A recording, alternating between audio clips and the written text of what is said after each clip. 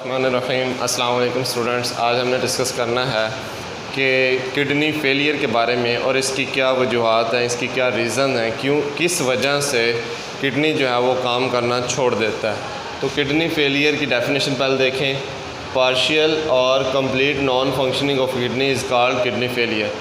कि या तो किडनी का कुछ हिस्सा काम करना छोड़ देता है या पूरा किडनी ही काम करना छोड़ देता है, नेफ्रॉन नॉन फंक्शनल हो जाते हैं।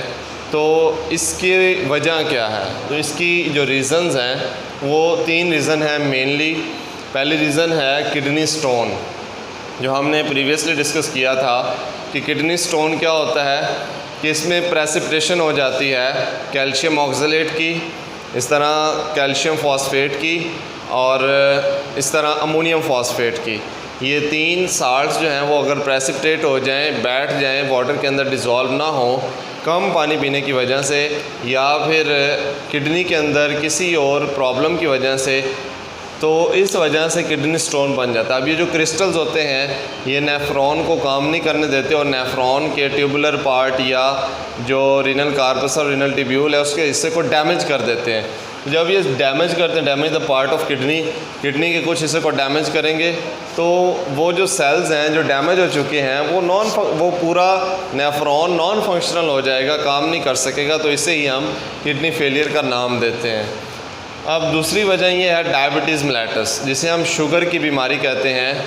तो असल में डायबिटीज़ मेलिटस क्या, increase level of glucose in blood. अगर ब्लड के अंदर ग्लूकोज का लेवल इंक्रीज़ हो जाए तो इसे हम डायबिटीज़ मेलिटस का नाम देते हैं। मतलब ये शुगर की बीमारी है। शुगर की बीमारी होती क्यों है? शुगर की बीमारी इसलिए होती है कि हमारा जो पैंक्रियाज है वो इंसुलिन रिलीज़ करना छोड़ देता है। किसी प्रॉब्लम की वजह से पैंक्रियाज जो है वो इंसुलिन पैदा करता है और इंसुलिन का काम ये है कि ग्लूकोज को ब्लड से उठाकर, जब हम खाना खाते हैं तो ग्लूकोज ब्लड में इंक्रीज़ हो जाती है। तो कोई भी मीठी चीज़ खाएं तो हमारी स्मॉल इंटेस्टाइन की ग्लूकोज जो है वो स्मॉल इंटेस्टाइन से ब्लड में आ जाता है और ब्लड में ग्लूकोज की कंसंट्रेशन इंक्रीज़ हो जाती है। जब हाई लेवल हो जाता है ग्लूकोज का तो उस वक्त पैंक्रियाज इंसुलिन रिलीज़ करता है। लबलबा जिसे कहते हैं पैंक्रियाज, हमारी बॉडी में यहाँ हमारे स्टमक के साथ होता है। तो ये पैंक्रियाज इंसुलिन रिलीज़ करता है। इंसुलिन एक हार्मोन का नाम है।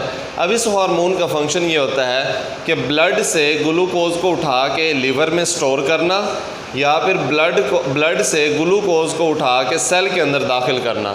जब इंसुलिन रिलीज़ नहीं हो रही, पैंक्रियाज इंसुलिन रिलीज़ नहीं कर रहा, तो ग्लूकोज को ना तो लिवर में भेजा जा सकता है ना ही उसे सेल में भेजा जा सकता है।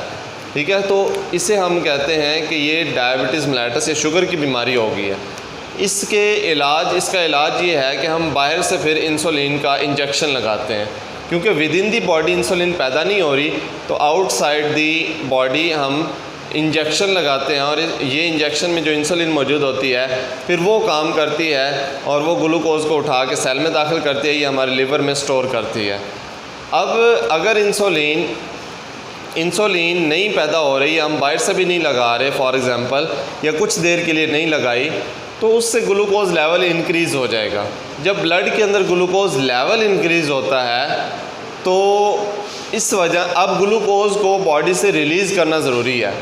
अगर ये ग्लूकोज लेवल काफ़ी देर तक, कुछ घंटों तक या 1-2 दिनों तक अगर ये इंक्रीज़ लेवल रहेगा तो इसकी वजह से ये हमारे किसी भी बॉडी के ऊपर इफ़ेक्ट कर सकता है, बॉडी पार्ट के ऊपर इफ़ेक्ट कर सकता है। हो सकता है ये हमारे कानों के ऊपर इफ़ेक्ट करे ग्लूकोज लेवल, और हो सकता है ये हमारी आंखों पे इफ़ेक्ट करे। अगर आंखों पे इफ़ेक्ट करेंगे तो हमारी आई साइट वीक हो जाएगी, और अगर कानों पे इफ़ेक्ट करेगा तो हमारा जो क़ुव्वत समात है, हियरिंग है, वो बिल्कुल कमज़ोर या ख़त्म हो जाएगी। अगर हमारे मसल पे अटैक करती है तो मसल पैरालाइज हो जाएंगे।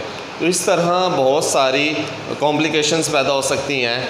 तो हमारा बॉडी इस तरह करता है कि ये जो ब्लड है ये किडनी की तरफ जाता है, तो किडनी से ये ग्लूकोज को भी रिलीज़ कर दिया जाता है।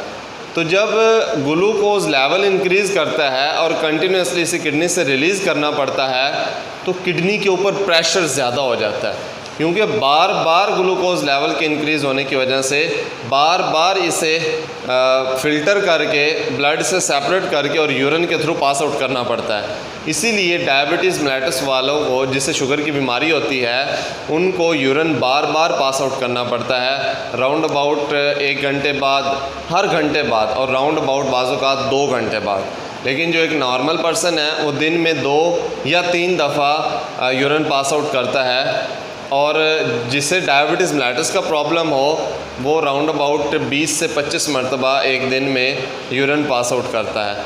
तो इस तरह बहुत सारी अब ये बार बार ग्लूकोज को रिलीज़ करने के लिए यूरिन पास आउट करना पड़ता है, ठीक है। तो यूरिन जब बार बार पास आउट करेंगे, बार बार फिल्ट्रेशन करनी पड़ेगी, डायबिटीज़ मेलिटस की वजह से ग्लूकोज को बार बार सेपरेट करना पड़ेगा, तो इस वजह से किडनी के ऊपर प्रेशर ज़्यादा हो जाता है, बर्डन ज़्यादा हो जाता है, जिसकी वजह से किडनी फेलियर होता है और कुछ हिस्सा नॉन फंक्शनल हो जाता है।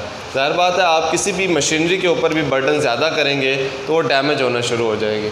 अब ये देखिए हाइपरटेंशन, हाइपरटेंशन भी एक वजह है। हाइपरटेंशन क्या है कि डायबिटीज़ इसमें हाइपरटेंशन का मतलब है इंक्रीज़ ब्लड प्रेशर।